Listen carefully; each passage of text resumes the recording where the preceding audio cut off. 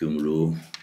զբոսաշրջության զարգացումը շատ ավելի արագ լինի, քան բնականոն ճանապարհով գնում է։ Հենց այս թեմայով էլ Շիրակի մարզպետարանում էր զբոսաշրջության կոմիտեի նախագահ Լուսինե Գևորգյանը։ Վերջինս ու մարզպետ Արուշանյանը ոլորտում գործող ընկերությունների ներկայացուցիչների հետ հանդիպմանը քննարկեցին մարզում, մասնավորապես Գյումրիում, զբոսաշրջության ոլորտում տիրող վիճակը, գործնական նախաձեռնություններն ու համագործակցության հնարավորությունները։ Միջինում զբոսաշրջիկը Հայաստանում ծախսում է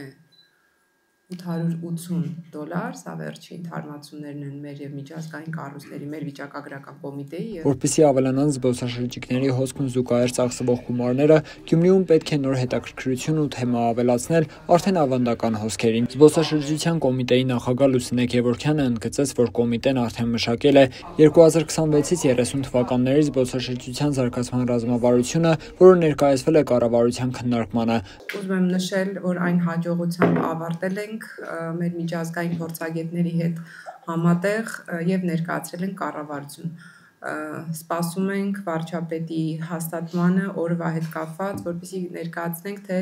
ինչպես ենք պատկերացնում ընդհանրապես մեր երկրում զբոսաշրջությունը 5 տարի անց։ Դավիթ Արուշանյանի կարծիքով զբոսաշրջությունը Հայաստանի տնտեսական զարգացման առանցքային բնագավառներից է, որի ներուժը պետք է լիարժեք բացահայտել եւ օգտագործել։ Իսկ Շիրակի մարզն ըստ Արուշանյանի ունի այդ ներուժը լոգիստիկ առավելություններով, պատմամշակութային արժեքների բազմազանությամբ, գաստրո եւ ագրոտուրիստական հնարավորություններով, որոնք պետք է օգտագործել եւ զարգացնել։ Զբոսաշրջության այդ արագ զարգացումից հետո մի հատ մեծ խարույկ է, օրինակ միշտ բերել, մի հատ մեծ խարույկ է վառված, որը միշտ փայտ պետք է գցվի, որովհետև իշքանը մեր Գյումրին շատ սիրուն լինի, իշքանը շատ հզոր թանգարաններ ունենանք, բայց զբոսաշրջիկը 12 անգամ չի գա մեր Մգրճանի թանգարան կամ Ծիտողցոստուն կամ Ավետիք Իսահակյան։ Նոր բաներ են պետք այդ խարույկը միշտ վառը պահելու համար։ Անդրադարձ կատարվեց նաև կառավարության նախաձեռնությամբ իրականացվող զբոսաշրջության եւ մարզային ենթակառուցվածքների ծրագրին, որում որպես թիրախային զարգացման կլաստեր ընտրվել են նաև Գյումրին։ $120 միլիոն արժողությամբ վարկային ծրագրով քայլեր են ձեռնարկվելու 7 առաջնահերթ կլաստերների զարգացման համար։ Հարց ու պատասխանի ընթացքում Գյումրու սիմֆոնիկ նվագախմբի ղեկավար Սոնա Հովհաննիսյանը կարևորեց փառատոնների միջոցով քաղաքում туриզմի զարգացումը, բայց եւ նշեց նախկինում ունեցած փառատոնի մասին, որն այսօր մոռացվել է։ Գյումրիում եղել է նաև մշակութային փառատոներ,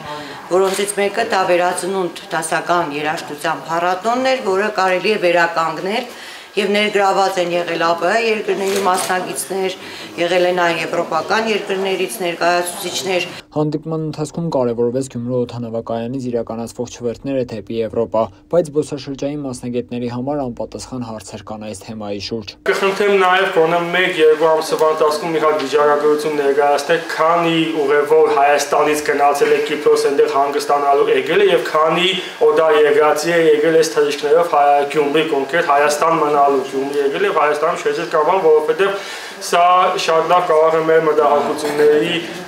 պատասխանը տա։ Պատասխանատուների խոսքով այս ձևաչափով հանդիպումները օգնում են թիրախային խնդիրներին ավելի լավ ծանոթանալ ու լուծում գտնել։